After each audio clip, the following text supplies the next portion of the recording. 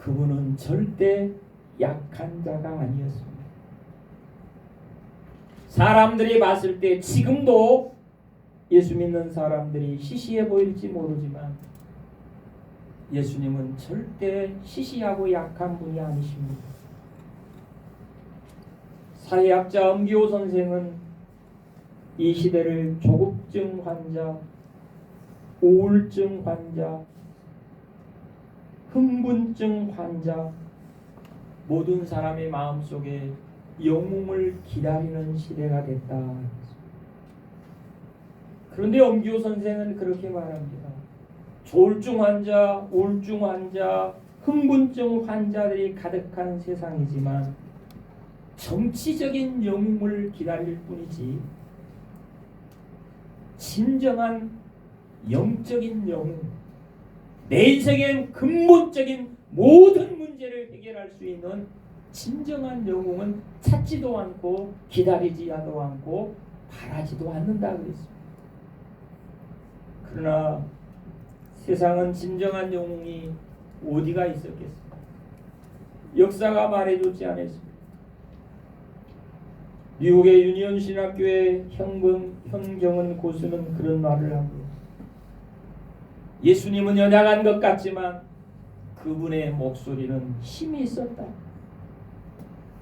그분을 만나면 진짜 나를 찾고 난 다음에 나는 힘 있는 사람으로 변한다 그랬습니다.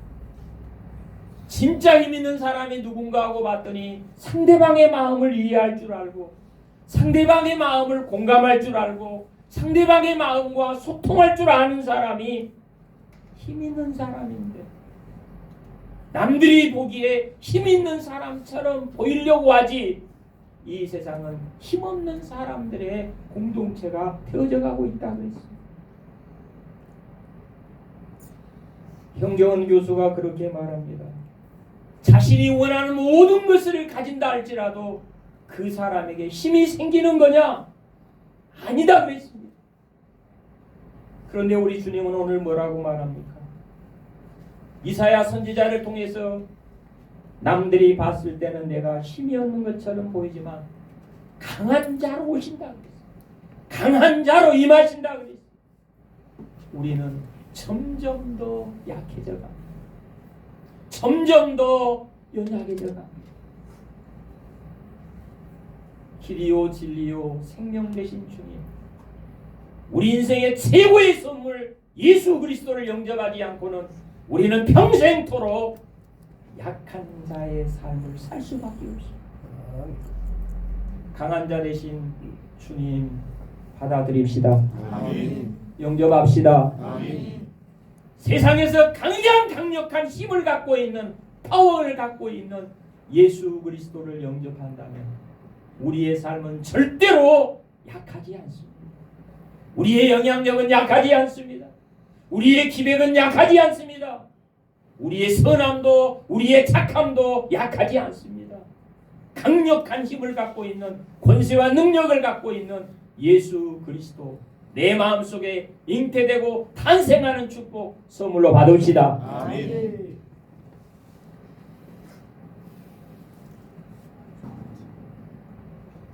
다시 성탄절이라는 말을 제 마음속에 쓰고 싶었던 이유가 뭐였겠습니까? 며칠 전에 유대인 철학자 아브라함 요수와 에셀이 써놓은 글을 읽고 내 영혼이 텅 비어버린 것 같다라는 생각을 했습니다. 참나는 정신이 빈곤한 사람인 것 같다. 영혼이 텅 비고 정신이 빈곤한 사람은 점점 더 사람들 보기에는 연기하고 있는 인생을 내 스스로가 살고 있다는 것을 느꼈습니다. 왜 그럴까요? 아브라함 요수아에서는 그렇게 표현했더라고요. 당신이 정말 하나님을 경외하고 있는 것이냐? 당신이 정말 하나님의 장엄함의 아름다운 감각을 아직도 갖고 있는 것이냐? 당신이 정말 하나님을 우러러보는 마음을 갖고 있느냐? 당신이 정말 하나님의 신비한 기적 앞에 놀라워 한 번이라도 제대로 놀라본 적이 있느냐? 그런 마음이 없다면, 그런 마음이 사라졌다면 당신에게도 다시 성탄의 은혜가 필요합니다. 진정한 신앙생활의 보람은 뭐냐? 너 자신을 넘어서는 거예요. 한 번도 넘어서 보지 못한 내 자신을 볼 때, 수십 년 설교를 했고 수십 년 목회를 했지만 한 번도 내 자신을 넘어서 보지 못하는 인간의 한계 상황에 부딪혔을 때 내 영혼은 텅 비었구나. 정신은 참 빈곤한 사람인 것 같구나. 이 말을 헬라어에서는 어리석었다라는 표현으로 해석을 했습니다. 영혼이 텅 빈 사람, 정신이 빈곤한 사람은 어리석은데, 영혼이 텅 비고 정신이 빈곤한 어리석은 사람은 앞날을 내다보지 못했는데, 앞날을 내다보지 못한대요. 영혼이 비어있고 정신이 빈곤한 사람은 앞날을 내다보지 못한대요. 이 사람을 마커스 보구가 그랬습니다. 하나님의 부력을 신뢰하고 찾으라. 하나님의 부력을 신뢰하고 찾으라. 중력에 반대되는 힘이 부력인데 하나님의 부력을 신뢰하고 찾아라. 하나님의 부력을 신뢰하고 찾지 않으면 너의 영혼은 계속해서 빈곤하고 영혼은 텅 빈 사람이 될 것이다. 그때 너의 미래는, 너의 장래는 절대 불안할 수밖에 없다. 사랑하는 성도 여러분, 여러분 마음속에는 다시 성탄의 은혜가 필요하지 않다고 생각합니까?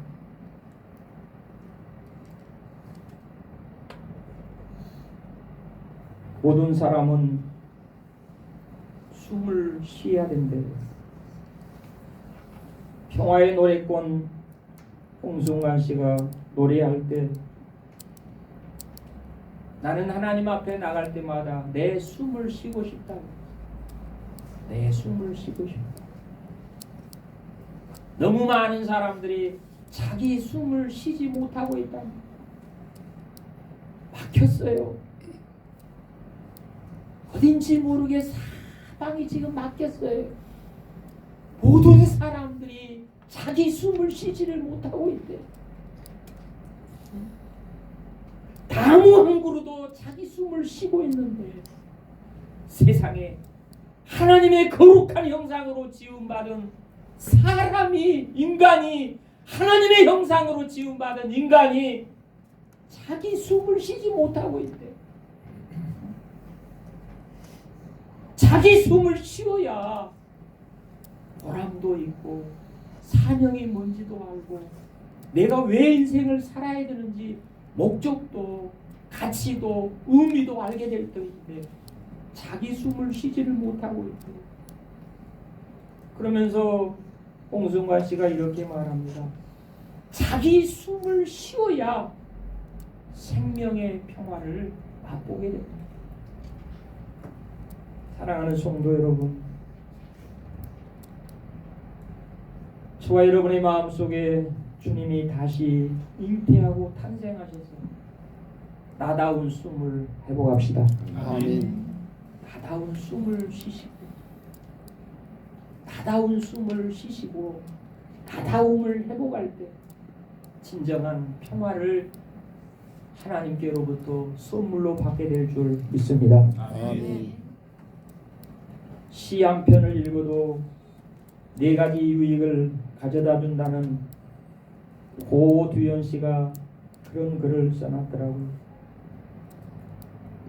시를 읽으면 뭐가 좋아요? 이렇게 답을 해놨어요. 몸과 마음을 춤추게 하는 믿음의 즐거움이 생긴다. 세상에 시 한 줄만 읽어도 몸과 마음이 춤을 추는 운율의 즐거움이 생긴다. 믿음, 운율의 즐거움이 생긴다. 시 한 줄만 읽어도 마음속에 그려지는 시각적 회화의 이미지가 생겨난다. 시이니까 너무너무 말을 아름답게 썼죠.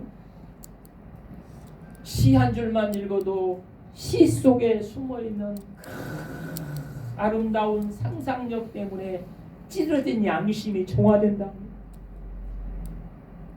우리는 하나님의 말씀을 묵상하고 하나님의 말씀을 들어도 부패하고 타락한 양심이 얼마나 정화되고 있습니까? 유인과 가사를 한 잘만 불러도 타락한 양심이 정화된대요. 시 한 줄만 읽어도 양심이 정화된대요. 온 우주 만물을 창조하시고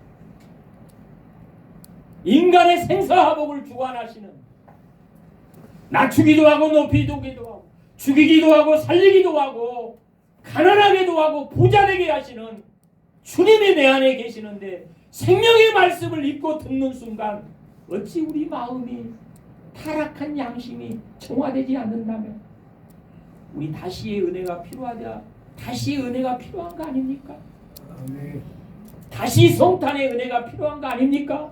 아멘. 다시 탄생의 은혜가 필요하지 않는 거 아닙니까? 아멘. 사랑하는 성도 여러분, 우리 마음이 점점 더 무뎌졌다면, 우리의 마음이 타락하고 부패해지고 녹이 슬었다면 다시 탄생의 축복을 선물로 받읍시다. 아멘. 하나님은 예배소서 2장 10절에 사도 바울을 통해서 이렇게 표현을 했더라고요. 너는 포이에마 만드신 시 한 수다. 네가 최고의 시인이다. 하나님의 작품이니까 완벽한 시인이래 우리는. 자크 아탈리가 나답지 않고 너답지 않는 모습으로 사랑을 받을 바에야 나다움을 회복하지 못하고 너다움을 회복하지 못한 모습으로 미움받는 게 더 낫지. 이런 글을 써놨더라. 나답지 않는 모습으로, 너답지 않는 모습으로 하나님의 사람다운 모습이 회복되지 않았다면 미움받는 게 더 낫지. 아무리 나가서 사랑받으려고 하지 말아라. 네가 지금 네 모습을 잃어버렸는데. 복숭아도 자두꽃을 보고 부러워하지 않는데, 복숭아꽃은 다홍빛이고 자두꽃은 흰색이 나는데 그 복숭아 나무가 자두나무를 보고 참 네 꽃 아름답다라고 부러워하지 않는데, 하나님의 사람들의 모습을 보면 왜 우리는 저렇게 세상에 부러운 것이 많다고 하는지 모르겠습니다. 어젯밤에 제가 그런 얘기를 했습니다. 우리의 인생은 깡통 인생이 되었기 때문에 아주 아무것도 아닌 일에 삐지고 상처받고 억울해하고 속상해하고 분해하고 깡통 인생, 든 것이 없어. 든 것이 내 안에 든 것이 없으니까 그냥 세상 풍파에 휩쓸려 가지고 울고 불고 웃고 즐거워하고 다 깡통 인생이라는 거예요. 쐐기둥 인생은 누가 차도 나를 찬 사람이 오히려 더 아파. 그 쇠, 중심, 지향, 중심이 서 있고 입장이 서 있는 사람은 그렇게 쉽게 흔들리지 않습니다. 그 중심 예수 그리스도가 되게 합시다. 아멘. 나답지 않는 모습, 사랑받으려고 아우성치지 마시고, 여러분 믿는다는 말이 무슨 말일까요? 오늘 성탄절 아침에 믿는다는 말만큼은 꼭 정리하고 갑시다. 나는 믿습니다. 그럼 사실 옛날 영어에서는 빌러비드라는 말을 쓰는데 내가 믿는다는 말은, 나는 당신을 믿어라는 말은 나는 당신을 사랑해. 나는 당신과 더 가까이 하고 싶고 더 친해지고 싶고 더 친근히 하고 싶다. 빌립보에서 나오는 단어입니다. 더 근본적으로는 당신을 정말 사랑한다. 지금 여기서 믿습니다라는 말이 탄생을 한 거예요. 우리는 예수님을 믿습니다. 라틴어로는 크레도라는 말을 써요. 크레도. 내가 주님을 믿는다. 내가 하나님을 믿는다라고 하는 말은 크레도. 내 심장을 드리고 싶습니다. 내 심장을 드리고 싶습니다. 여러분, 내 심장을 드리고 싶은 마음으로 하나님 뜻에 순종하고 사는 사람이 얼마나 되겠습니까? 야고보서 2장 19절에 보니까 그 모양, 그 위선, 그 형식적인 예수 냄새는 귀신도 흉내를 내더라. 귀신도 흉내를 내더라. 심장을 들이지 않는 너의 믿음, 심장을 바치지 않는 너의 희생, 귀신도 흉내 내더라. 심장을 들이는 사람은 인격적인 변화가 있대. 왜 변하냐고요? 사랑을 하면은 반드시 사랑하는 사람 입장으로 사람이 바뀌대. 그래서 사랑을 자기 초월 능력이라. 함석헌 선생은요, 참이라는 말과 힘쓴다는 말과 은혜라는 말과 감사라는 말은 같이 끌고 가라고 그랬어요. 참, 힘쓴다, 은혜, 감사. 이 네 단어는 예수 믿었으면 같이 끌고 가라고 했어요. 당신이 믿는 하나님이 참 하나님이냐? 당신이 믿는 하나님이라면 참으로 힘써야 될 것 아닙니까? 우리 사람들에게 저 사람은 괜찮다는 말을 들을 정도라면요, 참의 사람이 되십니다. 우리 주님 만났으면 참의 사람으로 거듭납시다. 아멘. 참의 사람. 저 사람은 믿을 만하다. 저 사람은 괜찮다. 저 사람은 신뢰할 만하다. 그래도 저 사람은 끝까지 남아 있어야 될 괜찮은 사람이다. 누굽니까? 참의 사람. 이 사람이 누굽니까? 강한 사람. 강한 사람 보기가 힘들어요. 욕심 앞에서는 무척 강합니다. 돈 앞에서는 너무너무 강합니다. 자기 좀 손해봐라고 하는 일에는 살짝이 빠져요. 약한 사람 강해집시다. 아멘. 속에서 선지자들에게 하시는 말씀이 뭔 줄 아세요? 강하고 담대하라. 강해집시다. 아멘. 참의 사람만이 강해져. 힘씀의 사람만이 강해지는 거예요. 은혜를 아는 사람만이 강해지는 거예요. 감사를 아는 사람만이 강해지는 거예요. 우리 예수님 내 마음속에 다시 잉태하셔서 참의 사람, 힘씀의 사람, 은혜의 사람, 감사의 사람으로 강해집시다. 아멘. 사랑하는 성도 여러분, 어찌 보면은 성탄절이 점점 더 시시해지고 있는지 모르겠습니다. 왜 주님이 오셨을까요? 명심보감에 불구근화라는 말이 나와요. 불구근화, 원친 불여 근린. 뜻은 간단해요. 먼 곳에 있는 물은 가까이서 난 불을 끄지 못하고, 먼 곳에 있는 친척은 가까운 곳에 있는 이웃만 못하다. 서울에 불났는데 광주의 저수지에 물이 아무리 많은들 무슨 소용이 있겠습니까? 응? 주님은 저 멀리 계시는 분이 아니에요.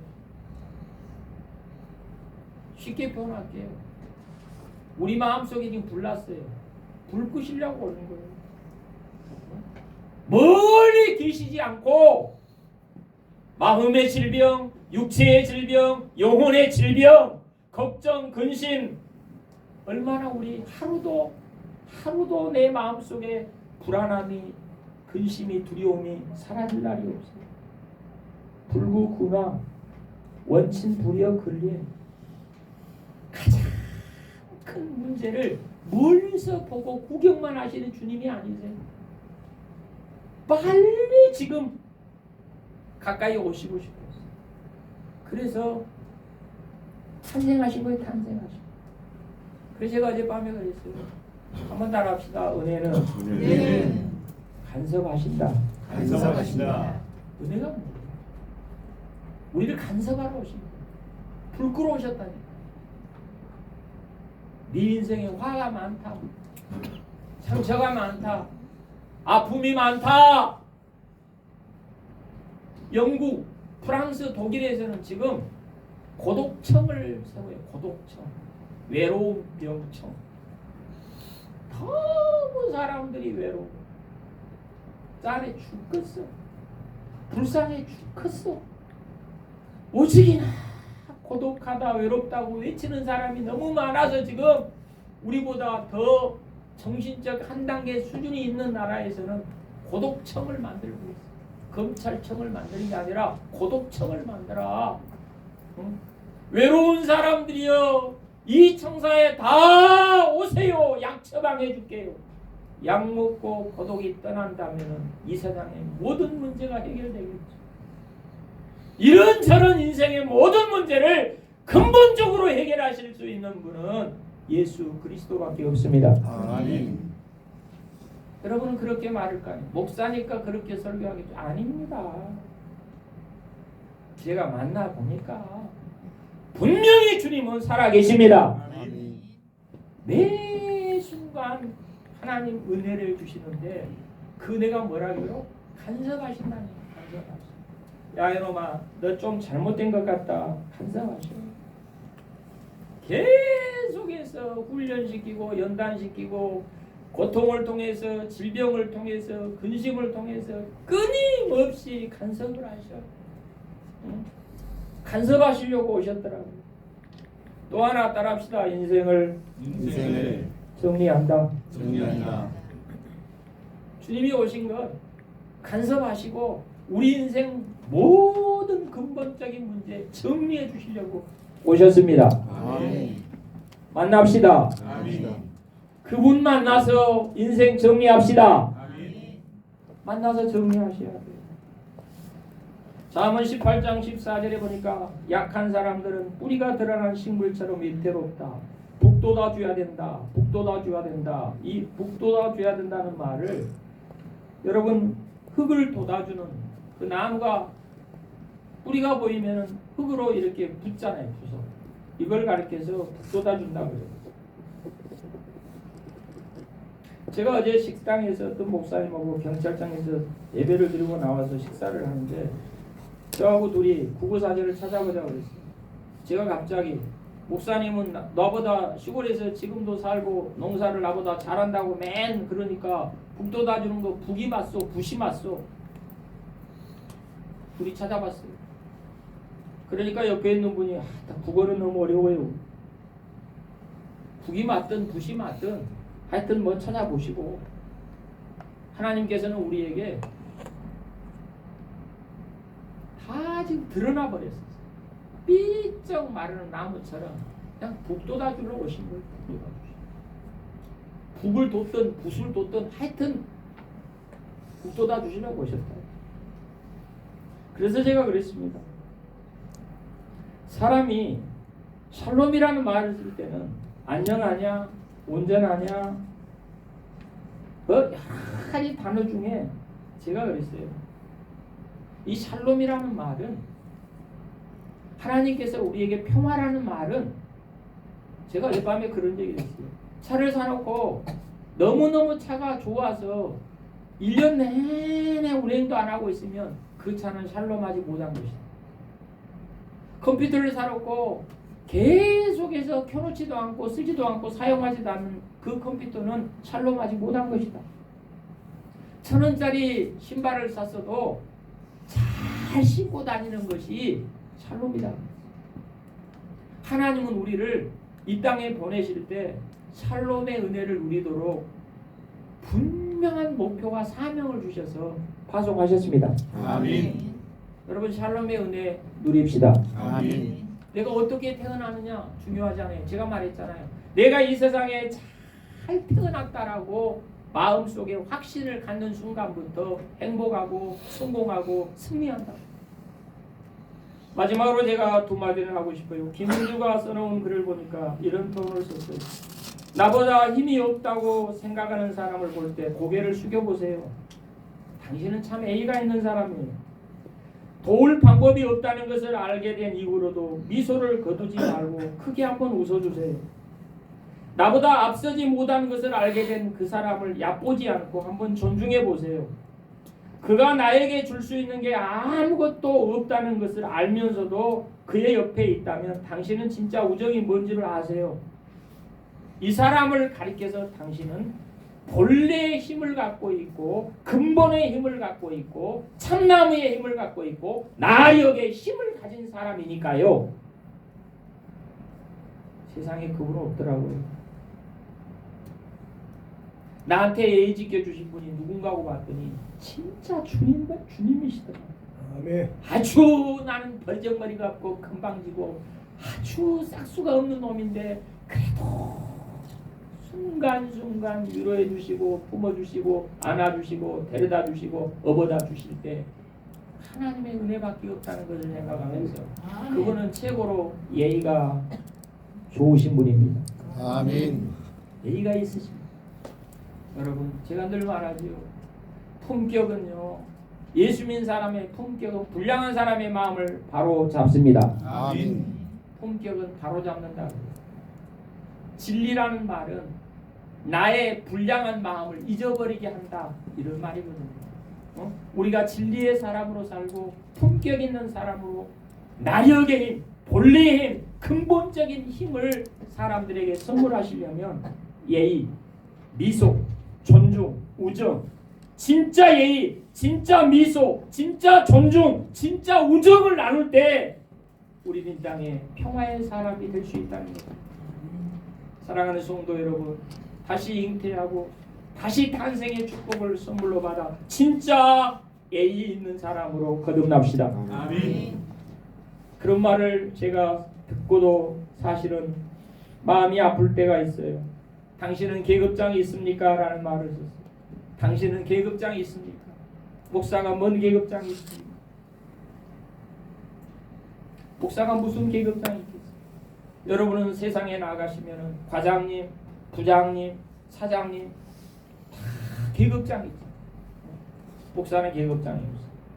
그런데 윌리엄 바클레이라고 하는 신학자가 그렇게 말했어요.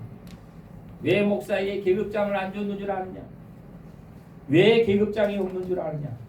진짜 계급장이 없지만 가장 좋은 계급장이 당신의 가슴 속에 남아있다는 것을 알고 계급장 있는 사람처럼 살아주라.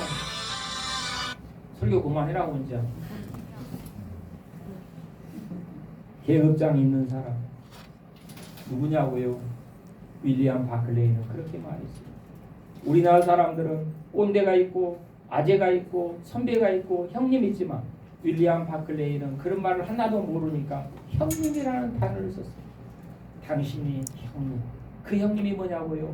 뭔가는 남에게 줄 수 있는 사람만. 따라합시다. 형님. 형님. 윌리엄 바클레이가 그렇게 말했어요.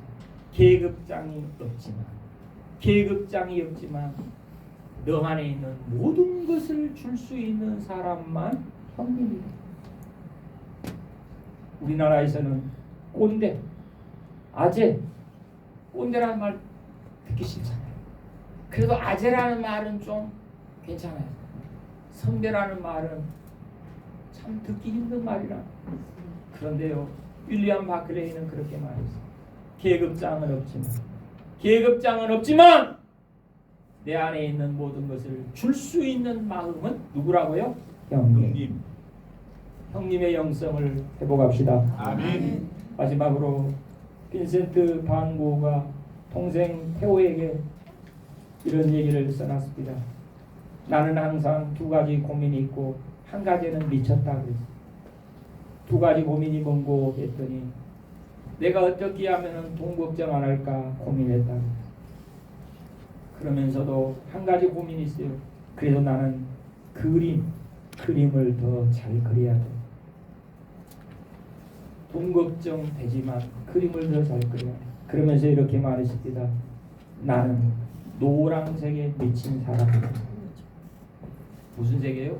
노란색에 미친 사람. 우리 평생 돈 걱정 안 할 사람 어디 있습니까?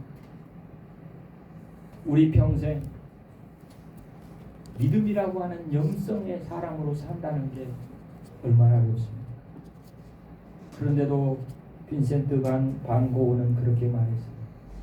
나는 태양을 봐도 노란색만 생각하고 햇빛을 봐도 달빛을 봐도 노란색만 생각나니 나는 노란색에 미쳤구나. 사랑하는 성도 여러분, 여러분은 지금 누구에게 붙잡혀 있고 누구에게 미쳐 있는 겁니까? 다시 성탄의 축복을 선물로 받아 제자리로 빨리 돌아가세요. 더 많은 사람들에게 예수 그리스도, 그 이름 예수 그리스도 희망이랍시다. 희망이라고. 그래도 그 이름 예수 그리스도가 희망이라고 예수님 선물합시다. 아멘. 고마우신 아버지,